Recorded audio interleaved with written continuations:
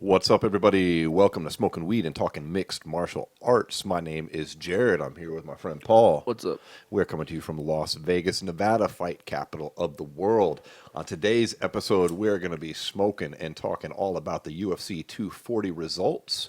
We're going to take a look ahead to UFC Fight Night Newark and Covington versus Lawler as the main event there. We're going to have a discussion about the UFC Pay Per View value since the ESPN deal. And we're also going to be taking a look at some announced fights as well as talking about the bullshit going on in Battlefield FC. But first, we're going to get started with our Weed of the Week. Smoke weed every day.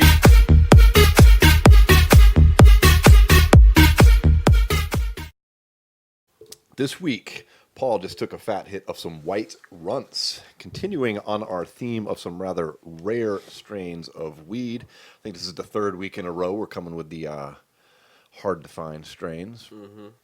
Dude, these are some of the tightest nugs I've ever got. Not ever, but like this year for sure. These are like bricks of weed. If you can see that on the camera on YouTube, that doesn't mean they're compressed. They're nice, juicy, round nugs, but they are very dense. Super fresh when you freaking grind them down too. They're super sticky. Yeah, we both had this weed for a couple days now. Mm-hmm. I'm digging it a lot. It is a hybrid. It's a sativa hybrid. Yep. White Runtz is a cross of Skittles and gelato. Mm-hmm. Now, Skittles is grape ape and grapefruit, plus a secret strain that they're not letting out, and gelato sunset sherbet crossed with thin mint Girl Scout cookies. So some good flavorful genetics there. This weed's super colorful. Yeah. It smells. Strain's really known for the like aromas. And I noticed it right away. Like you stick your nose in that bag you got right there, it's real fucking sweet and fruity. Yeah. I'm digging it. I need to take a hit of it though. Yeah, go for it, dude. I think I'm gonna hit this bong right here. We got a bong loaded. We got pipes. We got one hitters. Let's chill them. We just smoked a blunt beforehand. We tried to do our opening smoking the blunt, and my lungs couldn't handle the tobacco leaf, and I kept coughing. Shit was rough. So, yeah, we took one for the team and smoked a full blunt before the episode. Yeah. So we're off to a great start already on our end.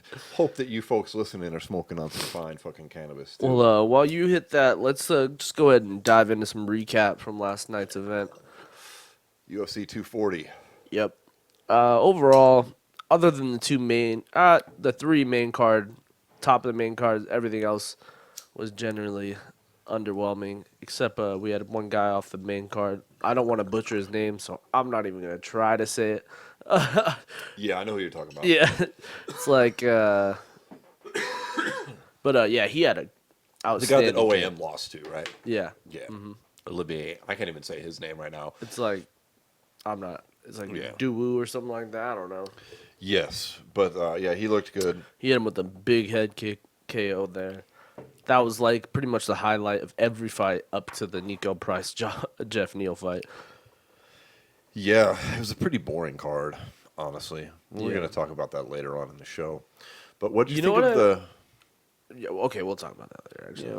What did you think of the main event where we had the featherweight championship, Frankie Edgar, at 37 years old, getting probably his last title shot unless he goes on a run and possibly drops to bantamweight. But he loses a decision to Max Holloway, who's back down at his natural weight class, 145, defending his belt. Natural's a stretch. Well, his reigning weight class after his one fight stint at 155, where he lost to Dustin Poirier for that interim championship. Yep.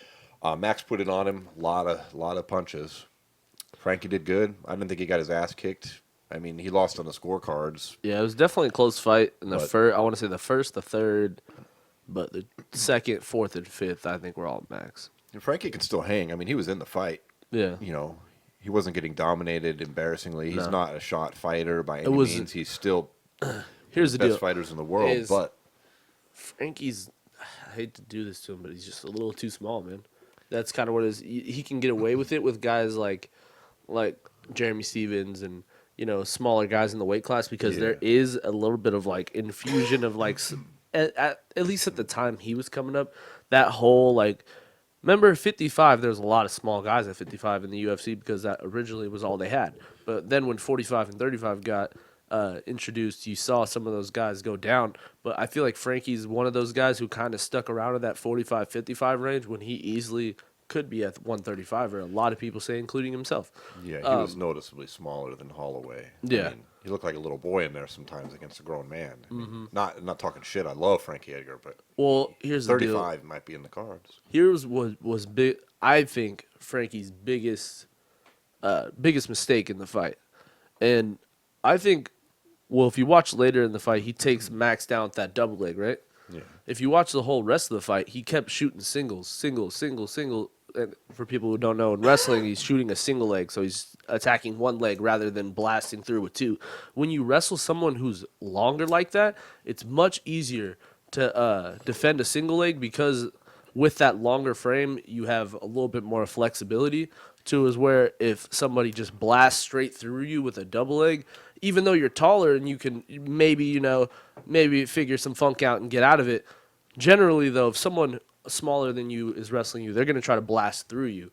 Where Frankie kept trying to cut the angle and hit the single leg, which, don't get me wrong, in MMA sometimes works, but generally speaking, a single leg in MMA is kind of the last ditch effort when you're trying to get a takedown because you naturally, in my opinion at least, I feel like you should naturally go for a double in MMA because when you get doubled, it's pretty hard to use the cage and shit like that because you're so focused on breaking the hands or fighting it off. Whereas if you have a single leg, you're focused on the hands and you're using the cage as much as you can to not get taken down. Sure. Which is what Max Which is did. exactly what Max did, So I think Frankie just really needed to set his shots up more and blast through him and possibly would have had a much better chance of taking him down throughout the fight. But unfortunately, he chose to try those single legs and put him up on the cage a few times. It's disappointing for Edgar. It's pretty heartbreaking seeing him after he was obviously devastated after the fight. Yeah, it's hard not to be, though. I mean, they really made this so... I don't know. This fight was such a long time coming for Frankie. Yeah. And for It's the him to third come time up it was short... booked, yeah. For him to come up short, it's got to be devastating. For sure. I don't know if he normally brings his kid to his fights. I mean, he does and he doesn't. Like, I've seen him do it before, but they definitely drove home the point of both sons in this fight. Yeah, because Max is all about having his son with him. And Always, yeah. There's definitely a theme that they ran with in the pre-fight build-up. Yeah, especially with the Dustin Poirier thing with Shaq and who else was it? Yeah. I was thinking with Shaq and Dustin Poirier, like, coming up to his son, like, hey, man, it's okay. Don't cry, man. Your dad's a kick-ass fighter. And, naturally, a kid's going to cry, dude. I've seen I've watched youth wrestling a million times. I've seen kids literally cry the whole time they're wrestling, and then they get their hand raised, and then they're like, oh, okay. Kids naturally just are emotional. So, naturally, yes, kids are going to fucking cry, man. Like, his dad just got beat up in his eyes, But at the same time, he didn't really. Like, little kids are emotional. But it's just weird that they have kind of drove that narrative between the two of them. Like, they had both sons come to the weigh-ins. That was kind of strange. Yeah, I've never seen Frankie do any of that. And that could have been, and don't get me wrong, this could be the fighters making that, that idea to be ran with, or that could be the UFC. Who knows? Interesting theme either way. Yeah, absolutely.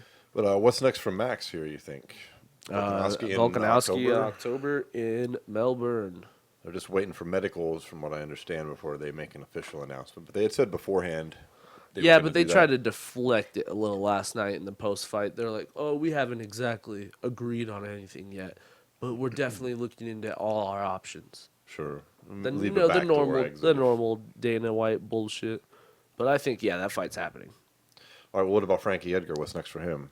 I think I think 135 would probably be best for him. Maybe top contender at that weight class. Because I think, if not the champion, I mean, he was talking about fighting Frankie if he won the 45 belt. Why not fight Frankie at 35? I mean, I don't know. Then again, there's also some guys at 35 who are definitely in line. That's true. There is a line of worthy contenders at 35, and they're talking about maybe fight like a Jimmy Rivera or someone like that. Someone who's like in that top 10, to get Frankie a solid win at that weight class and then shoot for the Henry fight because everyone knows, man, whoever's got the biggest following in 7-8 months from now is getting the fight against Henry. Literally. That's what it's going to come down to. Well, he's fighting Benavidez first. Sure. How many times have you seen Dana White say a fight's done and then I'll give you a perfect example. When Eddie Alvarez won the lightweight championship, and Dana White sat there in front of everyone and told them that Khabib Nurmagomedov and him were fighting in November, and then 3 weeks before the fight, after they had already signed the fight, Khabib chooses to back out of the fight, and then, or not back out, but I'm sorry, Eddie decides to back out of the fight and fight Conor McGregor instead of Khabib because that's a bigger fight. I feel a very similar situation coming on with the UFC where they're going to go with, yeah, Joseph Benavidez deserves the fucking belt. I agree with you 100%, but I can never trust the matchmaking to do it until I hear it announced official. You know what I'm saying? Like, especially with the UFC. There's been so many situations where there's been big fights announced way too soon before they're actually signed, and then we get disappointment.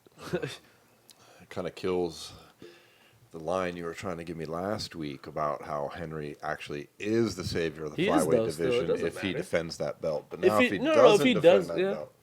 That's what I said. He has to defend the belt. If he doesn't, you're right. But if he does, he does. I heard Dana say something about an interim title last night, but I'm not sure what weight class he was referring to. I tried to go back and find it again. I was waiting till you're taking a hit before I tried to make you talk, since it is a radio show and everything. Yeah, I do. Peter Yan and fucking Aljamain Sterling are in a fight, interim belt, in later this year whenever Aljamain gets that cleared. makes sense if he's going to fight Benavidez. Yeah. Well, that clears up the main event there at UFC 240. What about the co-main event that saw Chris Cyborg in a very good fight against Felicia Spencer? Yeah, I like that fight a lot. Yeah, that was a great fight. It's a good fight. Cyborg wins decision. Yeah. And Spencer got a new fan in me last night. And me as well, yeah. And I think a lot of people. I think many folks, like, that was really impressive. And only her, I believe, 8th pro fight. Yeah. She was undefeated to this point. I mean, she's pretty green. Yeah, she's still pretty young too. It was funny throughout the week. I was watching the UFC Embedded, and she was just on like, her and her fiance are fucking cracking me up, man. Every time they'd go to like a UFC event, they'd like stare across the room, and the camera would like go across the room, and like, that's Frankie Edgar. like they were in the airport, and her fiance like ran him down. He's like, hey man, can I get a picture? Like, and then she was like too scared to ask him a picture, so he went up to Frankie and asked him if he would ask to take a picture with her, and she that's awesome. Yeah, it was hilarious. She thought that Frankie was asked for a picture with her, as she like goes to the camera. She's like, oh my god, Frankie Edgar has asked for a picture with me. Did you see that? That's so cool. It was hilarious. It was funny. But yeah, she's got a bright future in this fucking division, man. If Chris Cyborg does not re-sign with the UFC, there's a very good chance we'll see her and Amanda Nunes soon. Yeah, you give this girl another year, a few more fights, and she's going to really blossom into something pretty formidable, I'd say. Absolutely. I mean, she already is something pretty formidable. I mean, she fucked Cyborg up, gave her that big ass gash on her forehead, and despite it, I mean, Cyborg clearly won the fight, but the girl was in it the whole time. It was the exchanges. It wasn't necessarily that her great technical abilities was like on display and everyone was just amazed by it. It was her toughness and her willingness to get in there and trade with, in some people's eyes, one of the greatest women's fighters of all time, and one of the best strikers of all in women's MMA. Period. You know what I'm saying? And it's like, for her to sit there and trade with her for 3 rounds. I kind of wish that fight was 5 rounds, because I would like to see where Cyborg would be in that 4th and 5th round, because she pushed the pace in the first 2, and the 3rd was looking a little bit gassed. So had that been a 5-round fight, you know what? Why couldn't we do this? Why couldn't we have made Felicia Spencer versus Cyborg the main event in Sacramento last weekend, or 2 weekends ago, or whenever it was, and then we had Miranda May and Aspen Ladd on the pay-per-view co-main event? Why could that not have happened? That would have been because better. That Felicia Spencer Cyborg fight is a much bigger and much different fight had it gone 5 rounds, I believe. And Cyborg has a huge following in California. Absolutely. Why? Why? And we're talking a matter of 2 weeks, so it could have easily been accommodated. Yeah, absolutely. And again, no knocking Aspen Ladd and Miranda May, but that was a terrible main event. Yeah. No, I don't mean the quality of the fight. I mean the Not the booking quality. in- Yeah, the no, booking in and booking. of itself. Yeah, Like, yeah. that doesn't belong at the top of the fight card. They needed that would have been perfect. Cyborg versus Spencer on the Yeah. fight. Yeah, That would have been the fight. 100%. But yeah, well, that maybe, was maybe great, it's man. because Spencer's from Canada. Oh no, yeah, They that's wanted definitely that, but why it was there. I'm just you saying. think that Cyborg being basically from California as a second home would have been a Well, I'm not even saying it in that. Even not even look at it as far as like sales bigger and geographic like draw.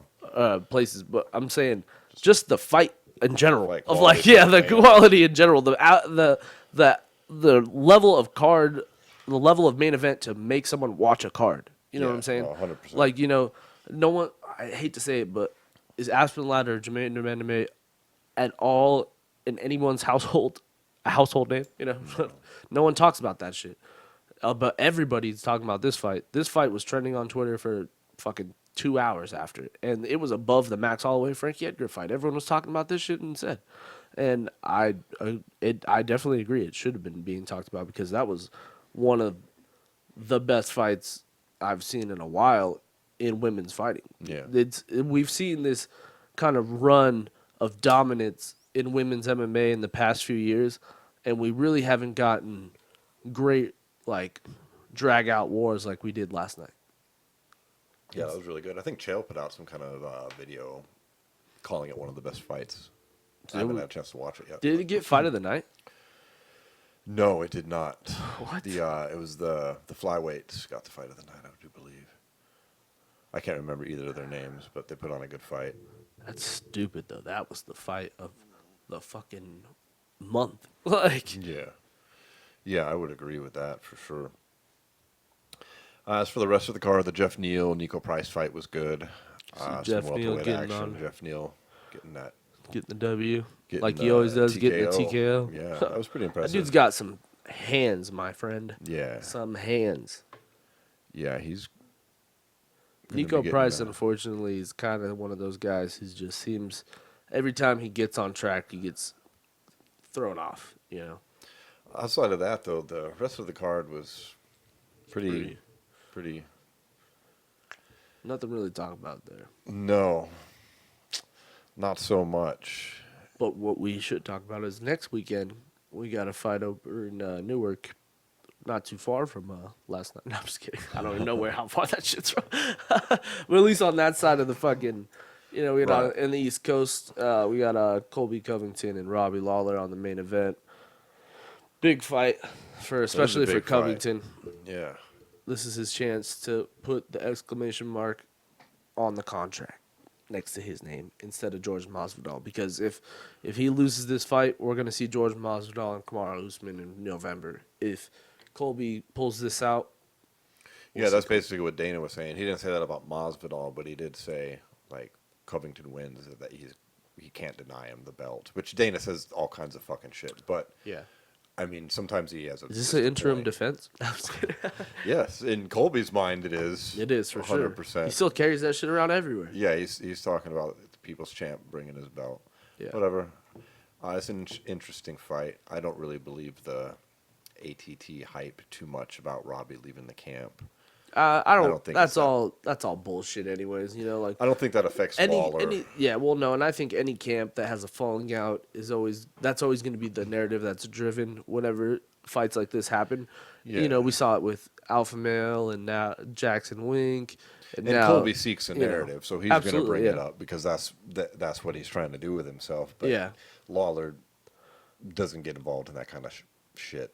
I saw an interview with Lawler with a Complex magazine or whatever the fuck it's called, and he was talking about this fight, and he was basically I agreed with pretty much everything he said. He was saying that he needs to come into this fight just in the best shape of his life because him and Colby have very similar skills, but Robbie's just a little bit better than Colby at a lot of things, whereas like Colby's just kind of better than Robbie at wrestling, and Yeah. That's fair. and Colby, and the other thing is Colby has a ridiculous gas tank. So He as does long have as that. Robbie comes in there, can handle the wrestling and handle the pressure, I think Robbie could get this done.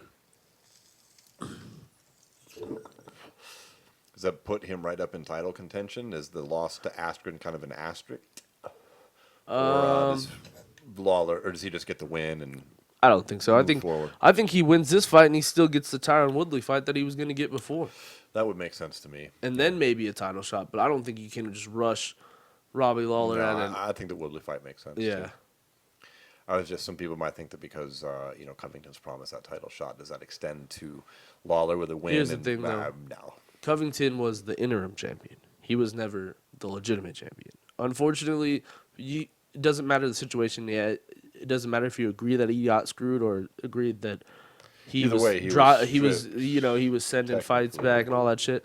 It doesn't matter because at the end of the day, he was an interim champion, and now the dude who is champion dominated that same guy he won the interim title for in a way, way better fashion. Kamaru beat the shit out of RDA for 5 rounds. Didn't Colby too? I don't really remember. Nah, it was so remember long it was- ago. it was Colby pretty- it was Colby like and- 18 months ago. Colby dude. and I don't Colby and really RDA remember. was actually somewhat competitive, I thought. I don't remember. I wasn't paying that much attention at the time. But I you don't remember care for we Colby. watched fucking Usman and RDA live. There was Yeah, literally yeah, we were not there a live. He beat his there was fucking never a ass. second in that fight where you said, "Oh wow, RDA's looking good." No, he got the fucking No, he got manhandled. That was- shit kicked out of him. Yeah. So I think to be the man, you got to beat the man. So I can't sit there and say Colby Covington is the champion because he was the interim champion, and it was a stupid interim title because then the championship was fucking defended 4 like weeks 4 later. months before it. Like it Stupid. was dumb. It was Dana trying to shit on Tyrone Woodley at the time. Yep. I don't know, man. We've always since Tyrone. Robbie Lawler hasn't been the welterweight champion. Every single welterweight champion's had this weird situation with Dana White where like they're not on the best of terms at all times. Whether it's Tyron Woodley, Colby Covington, now Dana's publicly coming out and talking shit about Usman. It's like, man, come on. Like, can you He stand enjoys behind this one of your narrative. champions for once, please? I don't understand, but it's clear that Dana enjoys doing that. Absolutely. That's part of the pattern. That's how he operates. And so it's not. He likes to like publicly negotiate is what he likes Yeah, to do. it's he a likes to go out there. calculated move. Dana's not fucking dumb. And we didn't even talk about this before, but let's just backtrack a little bit and think about it like with Cyborg. Same thing. Dana just goes out there and he says shit that makes headlines to make her want to fight Amanda again. Same thing he's doing with Colby. He's going out and making headlines about him. So he, one, starts taking the fights he wants him to fight. And two, that he chills out a little bit because Colby's had some weird situations, where he's put himself in some dangerous situations, I want to say, Right. over some stupid shit he says online, So, I don't know. I think whether Colby wins this fight or not, I still don't know if he fights for the title, man. Like, I don't know, man. You can't trust Dana White. Because how George won that fight is literally the best way you could do it. Like, there's nothing Colby's going to go out there and do to Robbie that everyone's going to look at that and be like, wow, that was way better than that 5-second knockout. You know what I mean? I know it. You're right. There's really no way. But then, on the flip side, playing devil's advocate, George keeps dismissing fucking Askren as amateur, right? And then he goes out and then he fucking beats him in 5 seconds. And then, so you deserve a title shot because you beat the amateur in 5 seconds that didn't belong there in with you in the first place? Versus what is it, 8-fight win streak if Colby wins, I believe, plus the interim title.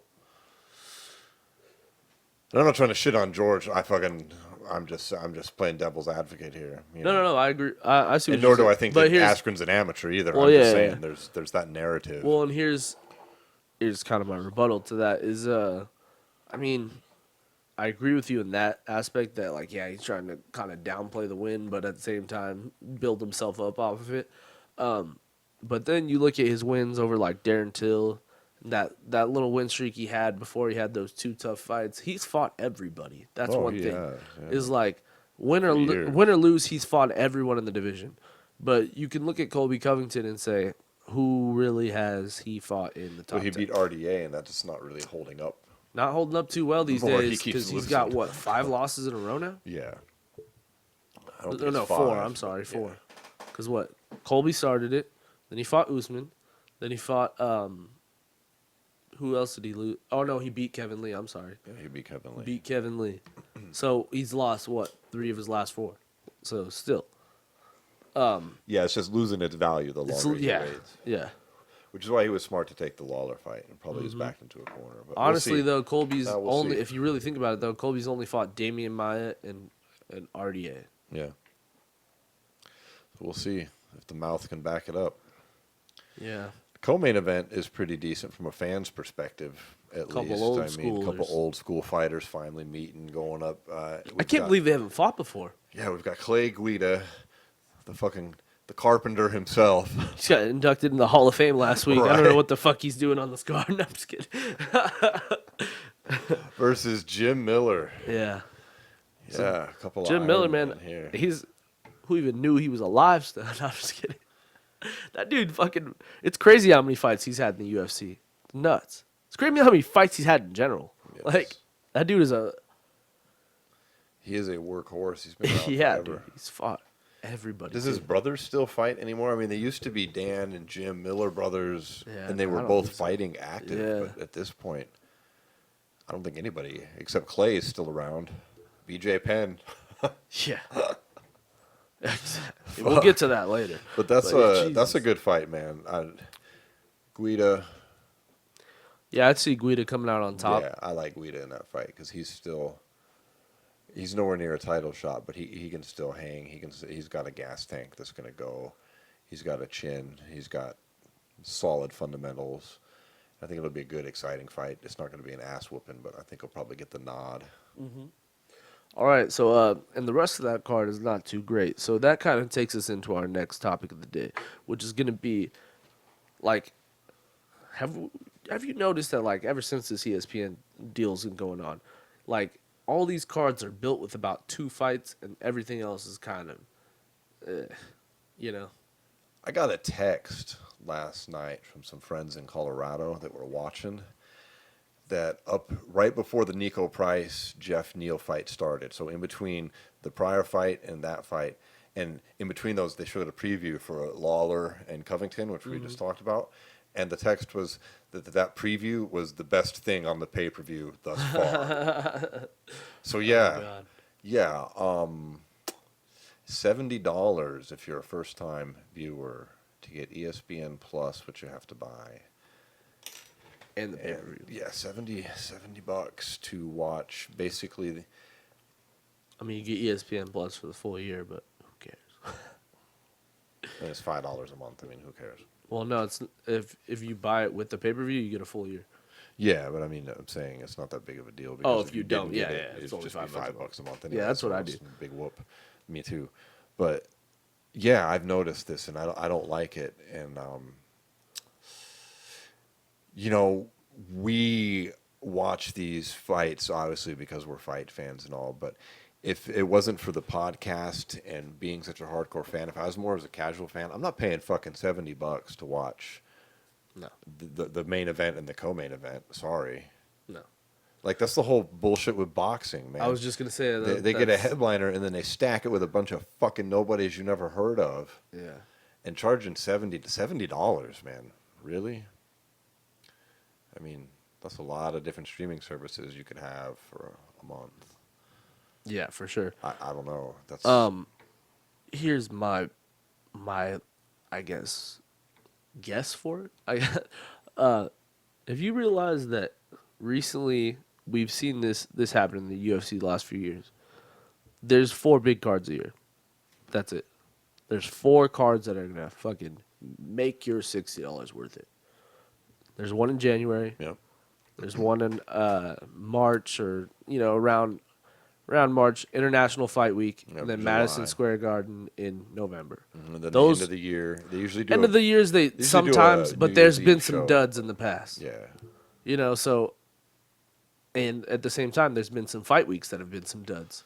So Remember we used to get there's 3 events on Fight Week? Do you Yeah. remember that shit? Yeah. We get a Thursday, a Friday, and a Saturday fucking event. The Yeah. first one will be at the Palms. But then again, there'd be those same situations with those two. Though it'd be just like one fight and a whole There's bunch of nobodies. oversaturation a little bit, but still they stack the cards better, man. Yeah, I well, don't here's know. here's Look, my point we pay though. fucking close attention to all this shit. I don't know half these fucking people on these Yeah. cards coming up. I gotta sit here and fucking go to Google. Yeah.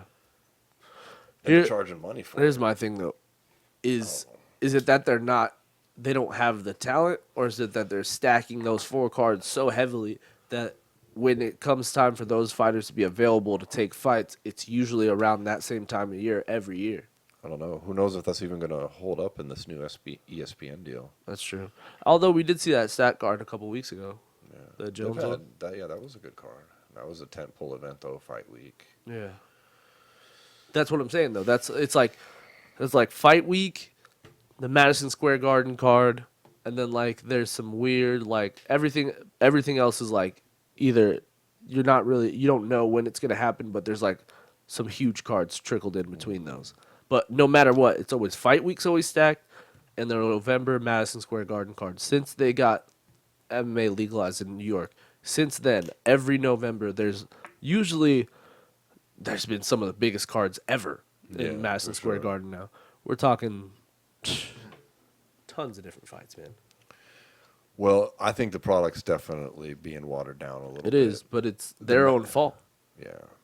They put on so many I don't fights know, a and year. these pay-per-view numbers, I mean, we've seen it consistently. These are terrible. They're still terrible since this ESPN deal. I mean, they're getting under 200,000 buys from every indicator that I've read. No one gets official numbers, but still there's industry experts that put out these estimates that everybody takes as being pretty legit. Yeah. And by all indications, these are horrible. Absolutely terrible. Horrible. Yeah.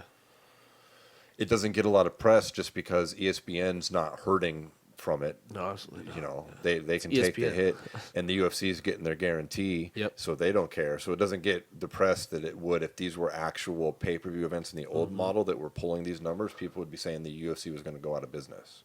That's If the they thing, were pulling though. 98,000, 100,000, people would be like, I feel like "UFC's that's part of done." the problem, though. That's part of the problem. They're kind of untouchable right now. Yeah, oh, they are. You know what I Yeah. mean? They're playing with house money at this point. You know, 100%. they don't really care where they go with.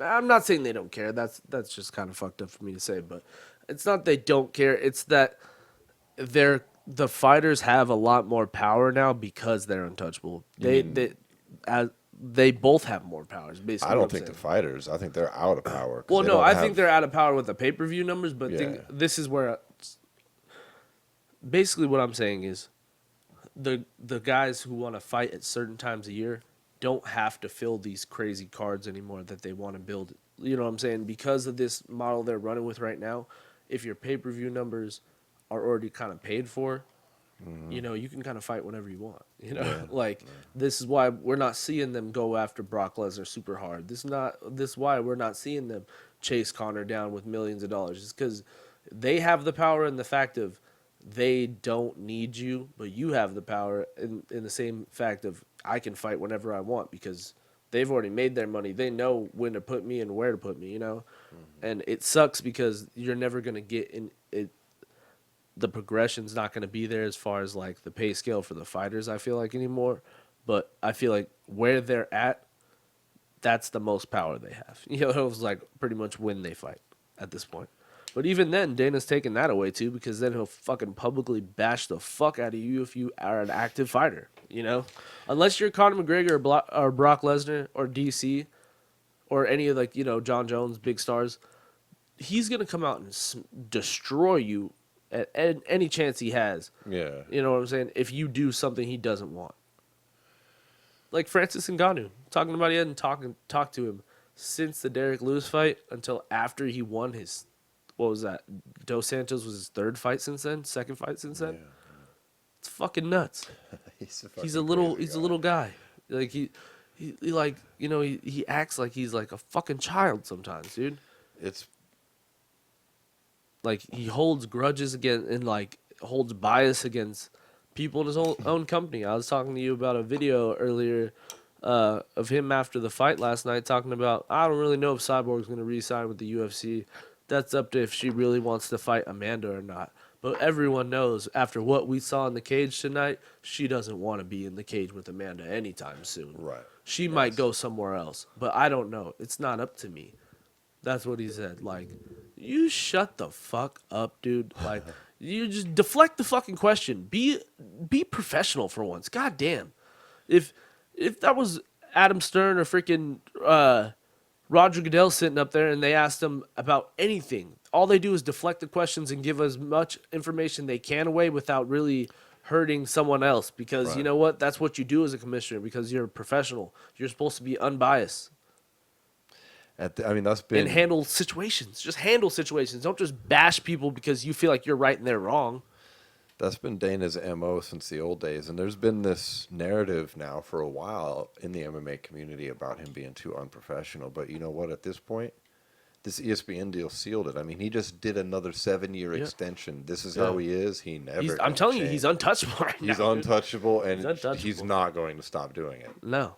Absolutely, 100%. He's going to keep bashing fighters. Always. He's going to keep saying bullshit.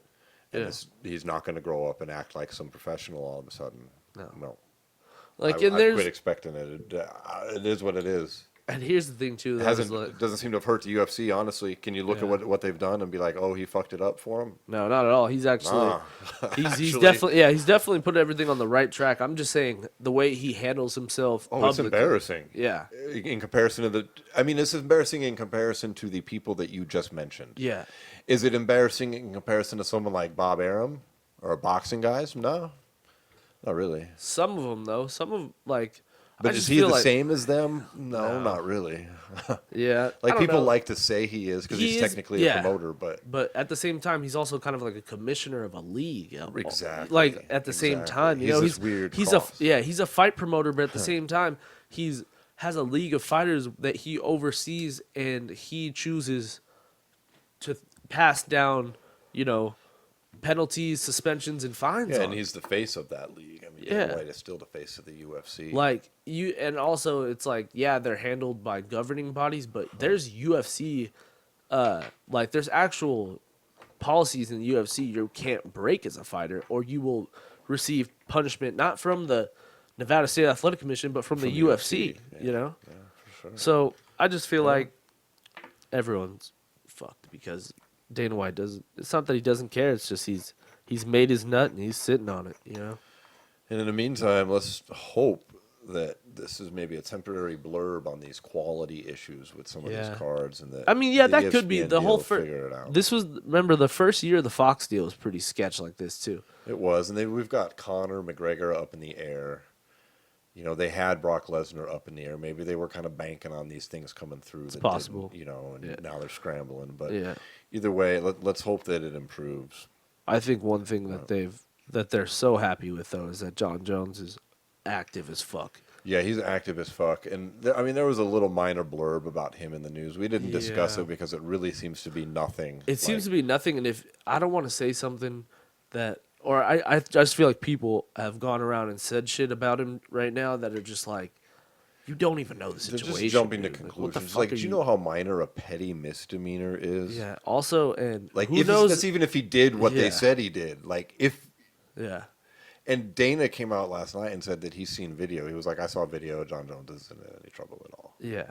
Like, I'm sure he's got his ear to the ground on that. I'm one. sure. So, I mean, I think this is a bunch of, Yeah. what is the saying, much ado about nothing or whatever? Yeah. Yeah. I Well, don't I think it also could be a really big possibility of a stripper also trying to get some money off a fucking it could professional be, athlete. That could come out that Like, that's you what know, it is. that Like, oh, you're just John kinda- Jones. Everybody will know you fucked up. So we'll see. We'll see Yeah. what's up. But that seems to be a blurb. And you're right. He's happy John Jones is around and doing his thing. He's talking about fighting again in December. So hopefully this shit gets improved. Now, I just stuck a bunch of keef on the end of that chillum on top of that. White Runtz. That is just a crazy mix of keef, though, from my grinder. That was like keef from like 20 different kinds of weed. Which is why Paul's coughing like that now. But let's take a shift out of this pay-per-view talk. And we did, on the plus side of this, have some interesting fights. One of them, at least, announced. We had two major fight announcements this past week that we should talk about. The good and the bad. Let's talk about the good first, man. You look fucked up from that, man. That was rough. That was a rough one. That was a lot of keef I jammed on the end of that, dude. Seriously, that was a crazy mix. We got Yair Rodriguez versus Jeremy Stevens announced In Mexico City. at 145 in Mexico City. That's gonna be sick. That's going to be a great fight. I think is Yair the first. I think. Oh no, Kane did it. I'm sorry. Yeah. But was Kane born in Mexico? No, Kane was born in Arizona. He went to Yeah, Yair was ASU, born for in goodness sakes. Mexico, though. I never understood that. They're like, Kane is great. I mean, he's from Arizona. Like, he's Well, a yeah, native English he's, speaker. No, but- he's whatever, yeah, no, but he Yair carries is that born flag in Mexico, for, I do believe. I think he's the first. But anyway, he's the main event down there, which is super dope for them. That's a great Absolutely. fight. It's going to be a sick fight. That's a great headline. Two stand-up warriors too, yeah. so there's gonna be some fists fucking flying in that one. Yeah, they're bringing a good card down there, and that should be pretty. That's pretty dangerous for Jeremy Stevens, man. He can't. He loses this one, and Lose that one. that's a bad streak. Right rough. there. But his last fight, that was a real close decision that a lot of people thought he won. It was. Aldo, that I feel like he isn't taking that loss as hard as he did the Aldo loss. The Aldo loss crushed him because he had felt like he had built this level up that where he was on the same level as guys like that, and he just got steamrolled. Whereas like the Zabit fight, that was a close fight that a lot of people thought he won, and he put up a really good fight. Yeah, And this one, if he were to lose this, I think this is where he might want to think about hanging him up, because he can't keep taking these high level fights and Hanging him up permanent or hanging him up from UFC and switching maybe to I think Bellator or UFC. PFL Yeah, or yeah, that would be a better idea, obviously. But I'm just saying he just is getting to an age where everyone he's gonna fight from now on is gonna continue to be killers. I could go over to some BKFC. Yeah, I would Could you like to see imagine that. Jeremy Stevens dropping fucking bombs and bare That'd be knuckle? dope. You know they signed Melvin Gillard. Yeah. That could be interesting. I mean, Gillard's a major disappointment. He's I mean, talk a- about wasted potential. I mean, that's a absolutely. whole other show right there. That dude, Yeah, fuck, man. that dude could have been world class. He But could have been. anyways, bare knuckle, he still might be able to throw some fucking bones. But anyways, Jeremy Stevens, Yair Rodriguez. I actually like Stevens in that fight. I think he might pull that off. Yair does have some questionable wins there. That And Korean I don't know how zombie his fight, yeah. I there's thought. that zombie fight which he was losing until Yeah. that awesome last second KO. But And then that Frankie fight, he got the fucking life beat out of him.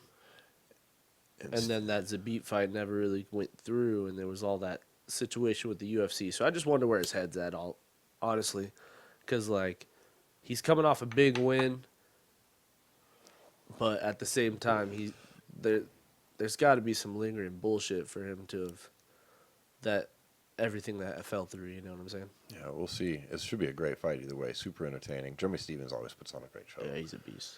So I got Yair though. By do you? head kick I got knockout. Stevens. You got Yair. We'll talk about Head this kick more as it knockout. approaches. Head kick knockout. I got Jeremy Stevens KO. Yeah, sleep him. Who the fuck is that guy? Who the fuck is that All right, guy? so now let's talk about some sad news. We had a terrible fight announcement. I've never seen a fight announcement get a worse reaction than the announcement that BJ Penn is going to be fighting Nick Lentz. This is a fight that had heat on it like 4 years ago. Nick Lentz wrote a fucking poem, which is pretty epic. And now this is BJ Penn has a UFC record, 7 losses in a row. If he loses this one, which he will, it'll put him at a 500 a career 500 record. You realize people talk all that shit about Artem Lobov, and fucking BJ Penn will have the same goddamn record. I think Artem could take BJ right now. I think Artem would fucking end BJ Penn right now. BJ's looking very I cannot suspect. believe I mean Dana tried to make some excuses in the UFC 240 post-fight presser for this. Like he's not in charge. Yeah, dude. It's like I mean, he came out and said, "Oh, for 3 days, BJ Penn texted me and demanded this fight, and I made a deal with him that this is it. This is the last one." Like, oh, didn't we hear this before time? he And the fucking last fought time? before? And the last time? And then And the before last that, time? the man hasn't won since 2010. It's almost 2020, Paul. 10 years, dude. That'd be crazy.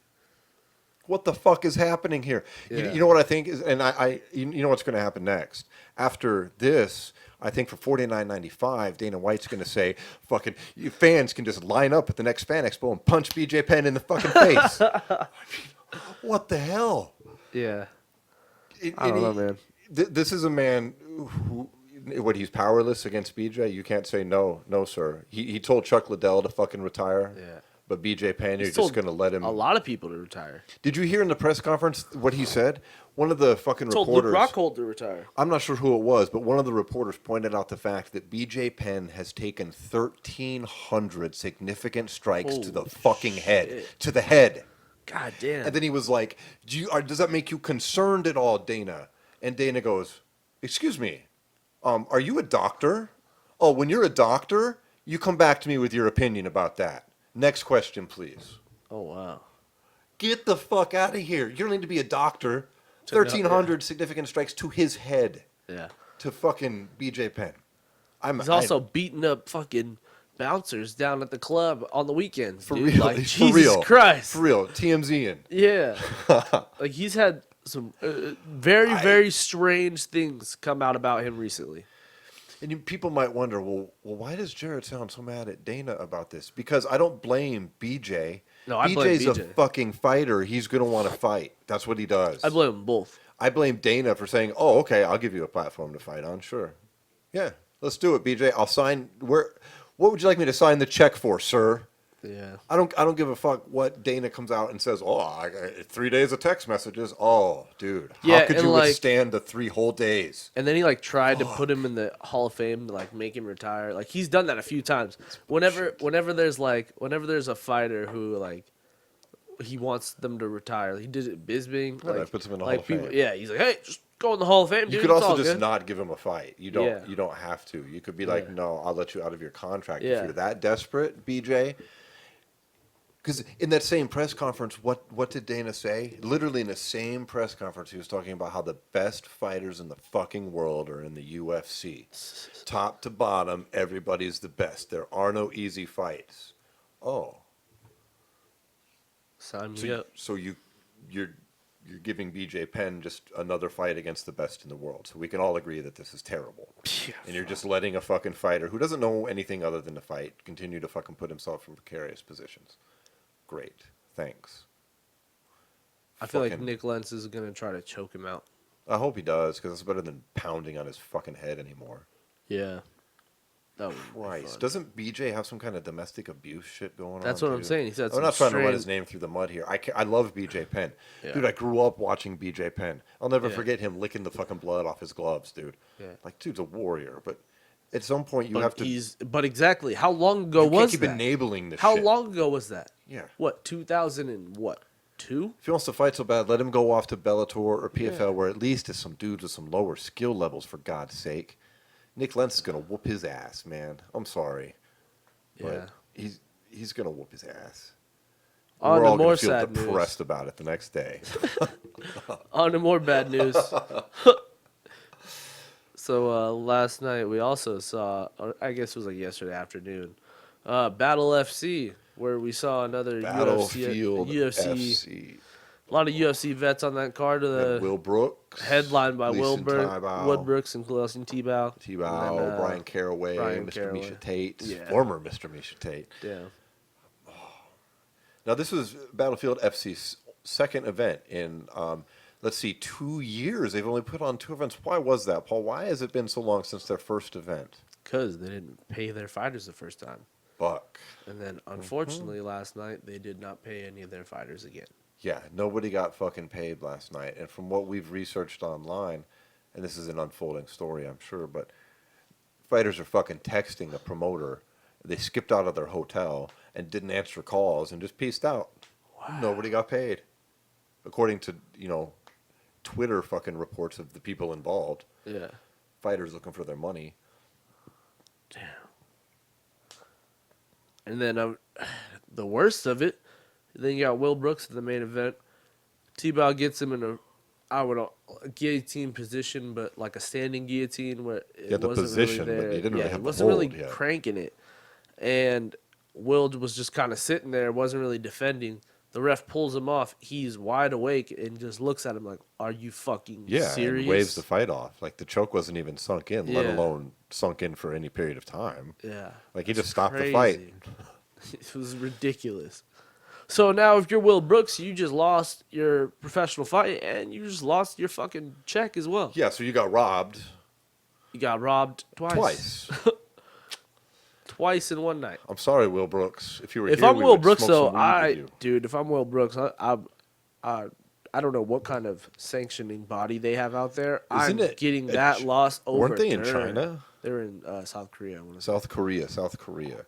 Dude, I don't know exactly how that works with the sanctioning bodies out there, but that loss does not belong on his record. That should be a no contest. That's ridiculous. yeah, that was egregious. There's video. Yeah. Anybody listening would like to check that out, but It's just terrible. even worse. I mean, first that happened, and then later in the night we find out that nobody's getting paid.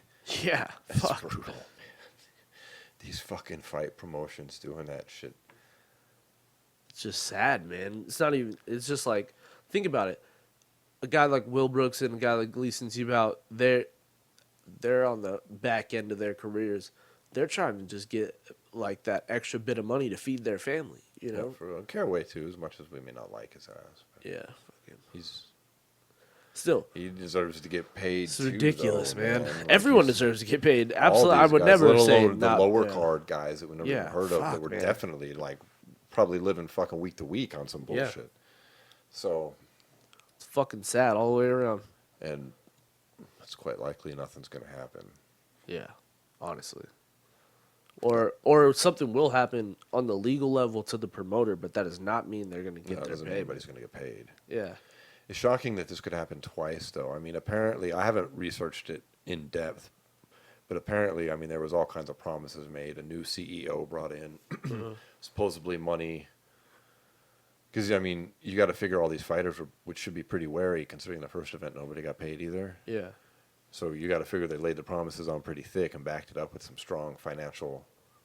Well, and then they go out and they Proof. sign fucking Caraway also, and they kind of made Yeah, they news. get these big fighters. was like for the- them, big yeah. fighters, big UFC. Yeah. It's unbelievable. Heart goes out to all those guys and everybody on that card. Yeah, it's crazy. It's fucking terrible. Absolutely. Probably means the venue didn't get paid. I mean, Probably I can't imagine nobody nobody got got any money associated the with Fire any of that Fest. shit. It's the Fire Fest of MMA right there. Exactly. That's Like- fucking bullshit. Fight game has always been so shady, man. It has. You can't escape It it, has. even in going into 2020. It's a fucking shady ass sport. And if I'm a fighter, though, I don't think I would ever sign a deal to fight for a fucking company that notoriously didn't pay people. I don't care what changes Hell they've no, made, man. dude. I don't I'm give a fuck. I don't want to say anything bad about the fighters because they all just got fucking screwed. And Yeah, Will I'm not Brooks saying anything doubly. bad about them. I'm But just on saying, the flip if side, had it how been could you sign myself, with that yeah. promotion? I mean, what, like for real? Yeah. Like you didn't at least get half your like. You couldn't get half that up front, being as they didn't pay nobody beforehand. You couldn't be Yeah. like, hey, yeah, I'll happily do it, but you got to pay me half my purse up front because you didn't pay nobody last. Nobody got paid. Yeah. Your first event, so I think that's only fair. Yeah. I mean, I'm no fucking lawyer, but like, damn, Well, y'all shit, don't have I guarantee managers you, that I don't- can you don't have to be a flex their lawyer to- nuts a little. You don't have Like, to be a damn. lawyer to know people need to get paid. Like, straight up. It's not like they're paying millions of dollars out. This is a Yeah, fucking no lower way. tier promotion. I mean, we're talking about hundreds of thousands, not millions of dollars. Yeah. Fuck these guys. So It's crazy, man. hopefully they all get signed somewhere else and can get a paycheck. Kind of like, you know, that BKFC rival that didn't pay anybody, the whatever it was. Did those guys get paid, though? Well, most of them wound up in the BKFC. They never got paid, but they got Oh, contracts yeah, over at BKFC.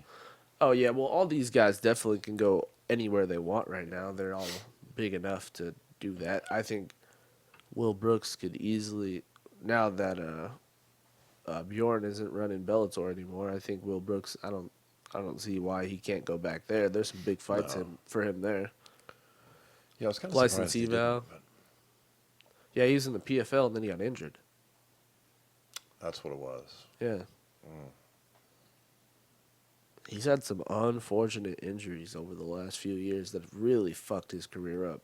I remember when he made his UFC debut, man. We were both stoked on that. Yeah, I was the- expecting a lot more out of him. Yeah. and it just Well, didn't remember go he his was- way, man. He was in some people's eyes like top 2 pound for pound Yeah. at 45 for a second there. Yeah, it's easy to forget now Yeah.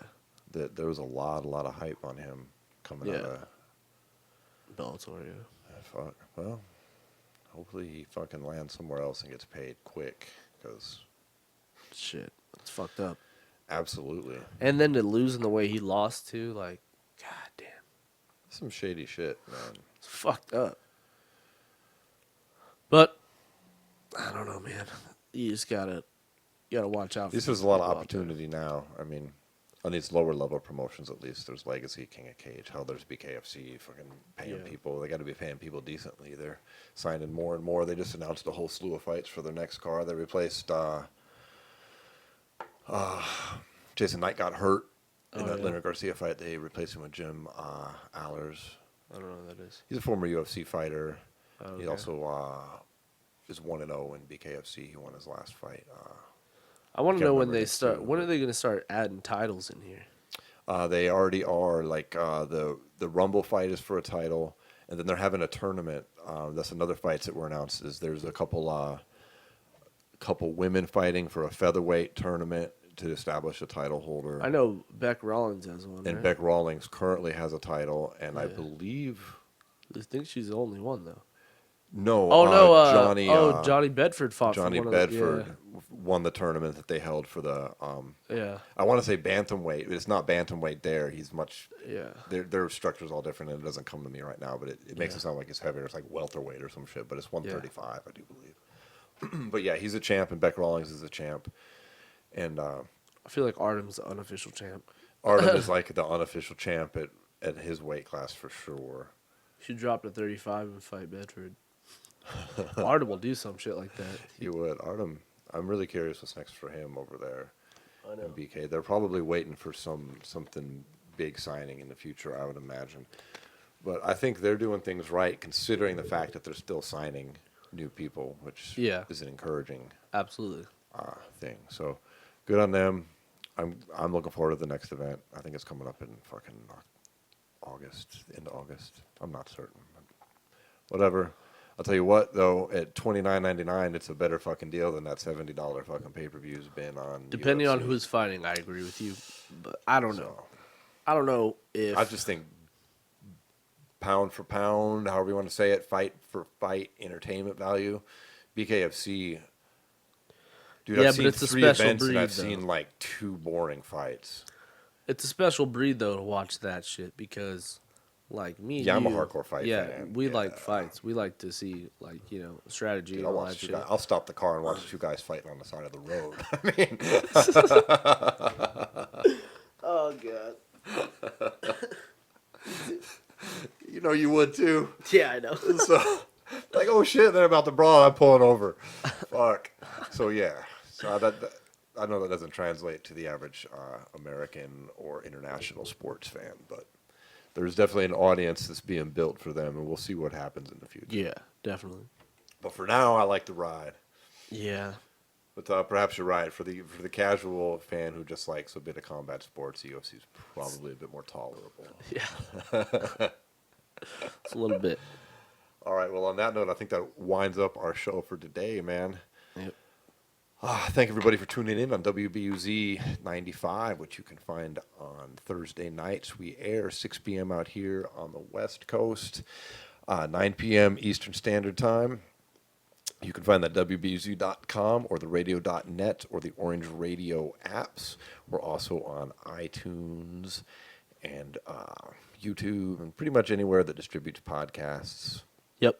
You can find all the info where, Paul? SWATMA.com, where you can go and hit the gear button and get yourself a shirt. Or, you know what? Summer's coming to an end. Psych. But get a jacket also, Okay. Absolutely. Hit us up on Instagram. Leave a comment wherever you are. Thanks for tuning in, everybody.